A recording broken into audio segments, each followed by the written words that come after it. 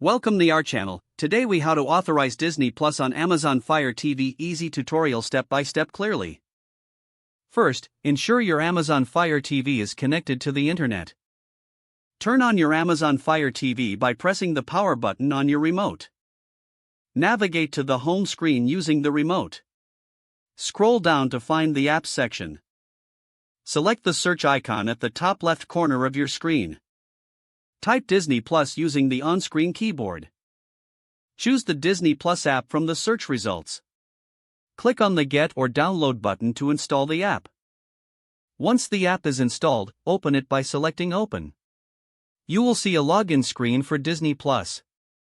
If you already have an account, enter your login credentials. If you don't have an account, select Sign Up and follow the prompts to create one. After entering your credentials, select Login. You may see an activation code displayed on your screen.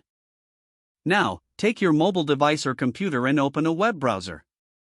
Go to the Disney Plus activation website provided on your TV. Enter the activation code from the TV into the designated field on your browser. Click Continue to authorize your device. Your Fire TV should now automatically refresh and log you into your Disney Plus account. You can start browsing and streaming your favorite shows and movies. If you encounter any issues, restart your Fire TV and try the steps again. If the page does not load, refresh the browser or try again in a private or incognito window. Make sure you are using the correct email address, then retype it carefully to avoid small typos. If your password is not accepted, use the reset option and create a new strong password you can remember.